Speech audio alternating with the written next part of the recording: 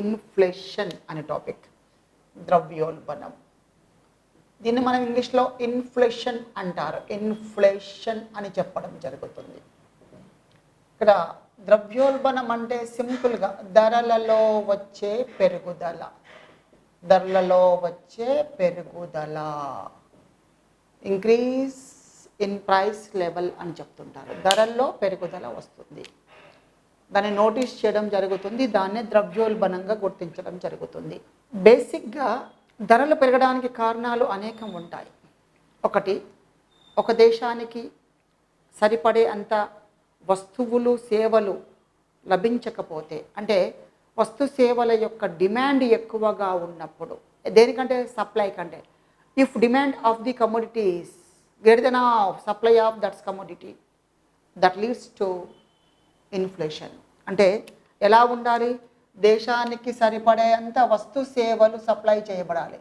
వస్తు సేవల డిమాండ్ ఎక్కువగా ఉంటుంది. Demand for goods and services is greater than of supply of goods and services. అంటే దీనివల్ల డిమాండ్ ఎక్కువగా ఉండడం వలన ధరలు పెరుగుతూ ఉన్నాయి. ఒక వస్తువు చాలామందికి రిక్వైర్మెంట్ ఉంది అండి, ఆ వస్తువు లభించడం, ధర ఆటోమేటిక్గా పెరుగుతుంది. మన కోవిడ్-19 వల్ల ఏమైందంటే మాస్కులు, శానిటైజర్లు దొరకలేదు. స్టార్టింగ్లో ఆటోమేటిక్ ఒక మాస్క్ యొక్క ప్రైస్ 50 రూపీస్కి వెళ్ళిపోయింది. శానిటైజర్ కూడా 20 రూపాయల శానిటైజర్ చిన్న బాటిల్ 50 రూపాయలకు సేల్ చేశారు. కొన్నారా అంటే కొన్నారు. Supply is very very less at that time. Demand పెరిగింది, ప్రైస్ పెరిగింది, దట్ ఈస్ కాల్డ్ ఇన్ఫ్లేషన్.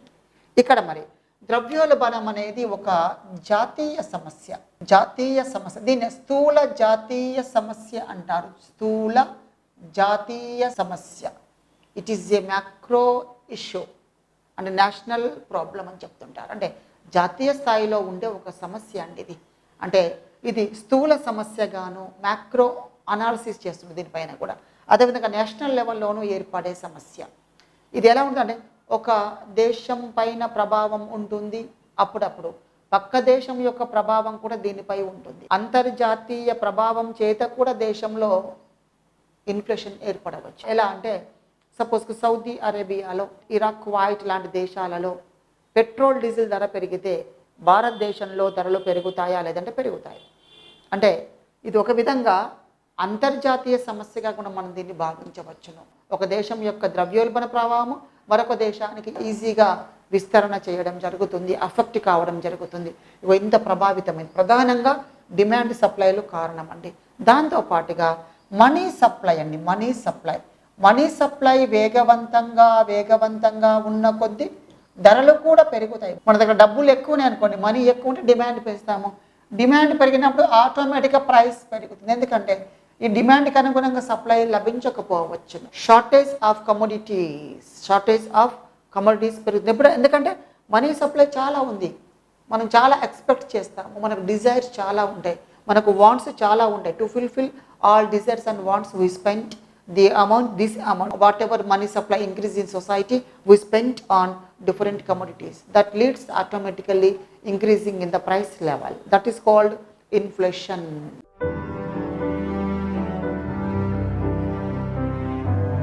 ద్రవ్యోల్బణం ఇతర రకాలు అని ఉంటుంది.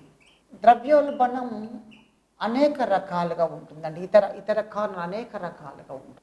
మరి అభివృద్ధి చెందుతున్న దేశాలలో ద్రవ్యోల్బణం పెరుగుతుంది, ఏదో రకంగా బెనిఫిటే, కానీ ఎక్కువ పెరిగితే that's very very harmful to the economy. ఎక్కువ పెరగదు అంటే ఒక మితమైన ద్రవ్యోల్బణం అంటారు. మితమైన ద్రవ్యోల్బణము మంచిది. ఇక్కడ ఇతర రకాలు మనం చూసుకున్నట్లయితే ఫస్ట్ మనకు రంగాల వారి ద్రవ్యోల్బణం. రంగాల వారి లేదా డిమాండ్ మార్పిడి లేదా డిమాండ్ బదిలీ ద్రవ్యోల్బణం. ఏంటి? Sectoral inflation or demand shifted. రెండు సేమ్ అండి. బదిలీ అన్న మార్పిడి అన్న సేమ్. Demand shifted inflation. ఇక్కడ ఈ రంగాల వారి లేదా డిమాండ్ మార్పిడి లేదా డిమాండ్ బదిలీ ద్రవ్యోల్బణం అంటే ఏంటి అంటే, ఒక రంగం అభివృద్ధి చెందింది, ఒక రంగం వెనుకబడి ఉంది. ఒక ఒక రంగం వెనుకబడి ఉంది. ఒక రంగం డెవలప్డ్, ఒక రంగం వెనుకబడి ఉంది. ఈ అభివృద్ధి చెందిన రంగం యొక్క ప్రభావం ఎప్పుడు కూడా వెనుకబడిన రంగాలపైన పడుతుంది. వెనుకబడిన రంగాలపై పడుతుంది. ఎట్లా అంటే అభివృద్ధి చెందుతూ ఉన్న వ్యవస్థల్లో సాధారణంగా మనం చూస్తుంటే డెవలప్డ్, ఏదైతే డెవలప్డ్ సెక్టార్ ఉందో దీని ఇంపాక్ట్ ఇతర అభివృద్ధి చెందుతున్న రంగాలపై లేదా వెనుకబడిన రంగాలపై పడి ఈ రంగాలలో కూడా ధరలు పెంచడానికి అవకాశం ఉంటుంది. దీనినే డిమాండ్ షిఫ్టెడ్ ఇన్ఫ్లేషన్ అని పిలుస్తుంటారు. సపోజ్ ఈ రంగంలో పనిచేసే వారికి వేతనాలు ఎక్కువగా ఉండాలి. ఈ రంగంలో పనిచేసేవారికి, ఈ రంగాల్లో పనిచేసేవారు కూడా వేతనాలు ఎక్కువ ఎక్స్పెక్ట్ చేస్తారు.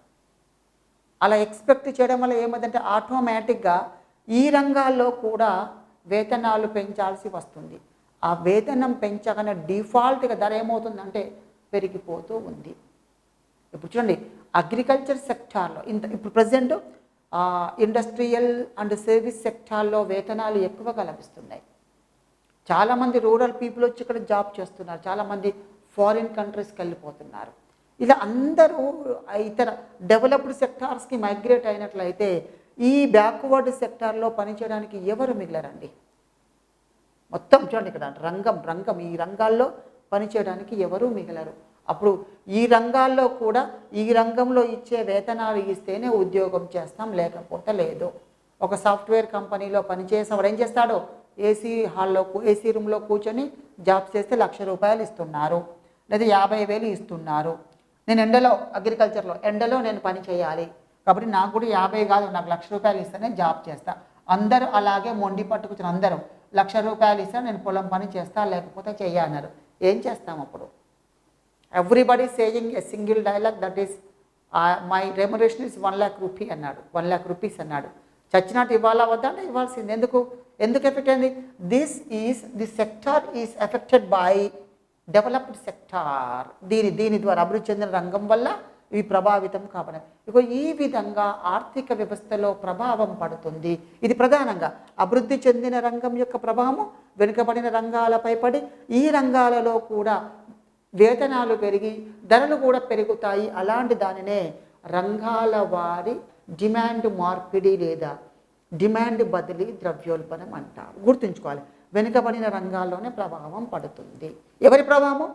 అభివృద్ధి చెందిన రంగాల ప్రభావం పడుతుంది. నెక్స్ట్ రెండవది నిర్మాణాత్మక ద్రవ్యోల్బణము. స్ట్రక్చరల్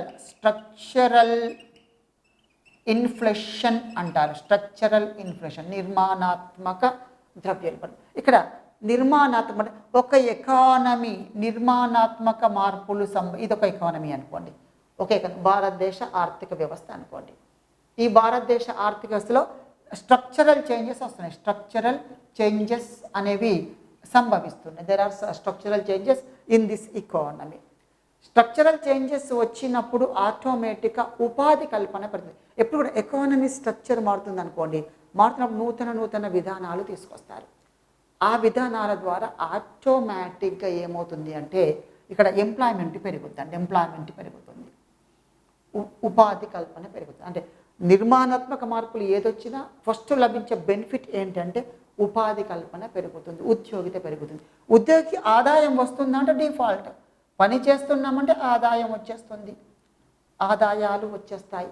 మరి ఈ నిర్మాణాత్మక మార్పులు సంభవిస్తున్నప్పుడు ఉపాధి ఆదాయం వెంటనే వస్తాయి, కానీ అంతే స్పీడ్లో ఉత్పత్తి పెరగదు.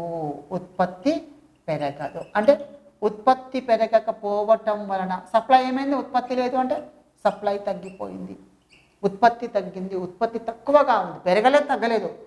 ప్రొడక్షన్ ఇస్ స్టేబుల్, పెరగలేదు తగ్గలే. కానీ ఇవి పెరగడం వల్ల ఉత్పత్తి ఎక్కువ అవసరమైంది. ఇలా ఉత్పత్తి పెరగకపోవటం వలన ఉపాధి ఆదాయాలు పెరిగి ఉత్పత్తి పెరగకపోవటం వలన ధరలు పెరిగి ఏర్పడే ద్రవ్యోల్బణము. ఇక్కడ మనము ఆదాయం పెడితే మనం ఏం చేస్తామండి? డిమాండ్ పెంచుతాము. మరి ఇక్కడ ఉత్పత్తులు పెరిగాయా?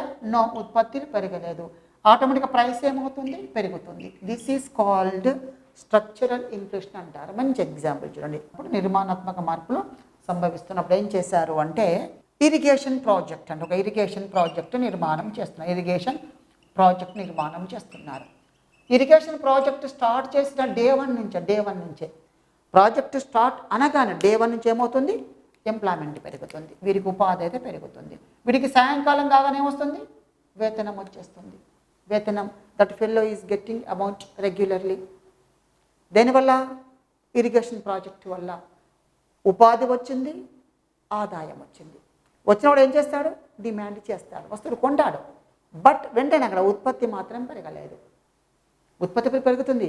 ఆ ప్రాజెక్టు ఫినిష్ అయిన తర్వాత అక్కడ మార్పులు వచ్చి ఉత్పత్తి పెరుగుతుంది. అంతవరకు ఆ ప్రాజెక్ట్ ఫినిష్ అయ్యేంత వరకే మార్పులు రావు. ఒక నిర్మాణం entire structure of the economy will be changed. కాబట్టి ఇలాంటి సిచ్యువేషన్ వల్ల ఏర్పడదాన్ని మనము నిర్మాణాత్మక ద్రవ్యోల్బణం అంటారు. ఇది కూడా అభివృద్ధి చెందుతున్న దేశాలకే వర్తిస్తుంది. అభివృద్ధి చెందిన దేశాల్లో నిర్మాణం మారుతూ ఉంటుంది. స్ట్రక్చర్ ఆఫ్ ది ఎకానమీ రెగ్యులర్గా మారుతూ ఉంటుంది. ఎందుకంటే నూతన విధానాలు తీసుకొస్తారు. కొత్తవి అప్లై చేస్తూనే ఉండాలి. అప్లై చేస్తూనే ఉండాలి. అప్పుడే డెవలప్మెంట్ అనేది వస్తూ ఉంటుంది. అంత ఈజీగా రాదు. ఇప్పుడు మీకు కూడా ఉద్యోగం ఈజీగా వస్తుంది. ఉద్యోగం ఈజీగా రాదు. మీరు కొత్త విధానము, ప్రిపరేషన్ మెథడాలజీలో మార్పులు తీసుకురావడము, ఇలాంటివన్నీ నీ యొక్క నిర్మాణంలో మార్పులు తీసుకొచ్చి స్ట్రాటజిక్గా వెళ్తూ ఉంటే ఎప్పుడో ఉద్యోగం వస్తుంది. అవుట్పుట్ ఎప్పుడు వస్తుంది, ఎప్పుడో అవుట్పుట్, అదే ఉత్పత్తి అవుట్పుట్ ఎప్పుడో వస్తుంది. ఓకేనా, ఆ విధంగా ఉంటుంది. ఇది నిర్మాణాత్మక ద్రవ్యోల్బణం అని. ఇవి కాకుండా ఇంకొకటి వ్యవస్థాపూర్వక ద్రవ్యోల్బణం ఉంటుంది. వ్యవస్థాపూర్వక, కన్ఫ్యూజ్ అవ్వద్దు, దేనిది దానికే చూసుకోండి, దేనిది దానికే. ఇక్కడ ఏముంది, ఒక రంగం యొక్క ప్రభావము ప్రధానంగా అభివృద్ధి చెందిన రంగాల యొక్క ప్రభావం వెనుకబడిన రంగాలపై పడి ఈ రంగాలలో వేతనాలు పెంచడము, ధరలు పెరగడం జరిగితే దాన్ని డిమాండ్ మార్పిడి అంటారు. నిర్మాణాత్మక మార్పులు వస్తున్నప్పుడు ఉపాధి, ఆదాయం పెరుగుతుంది కానీ ఉత్పత్తి పెరగదు. తద్వారా ధరలు పెరిగితే దాన్ని నిర్మాణాత్మక. మరొకటి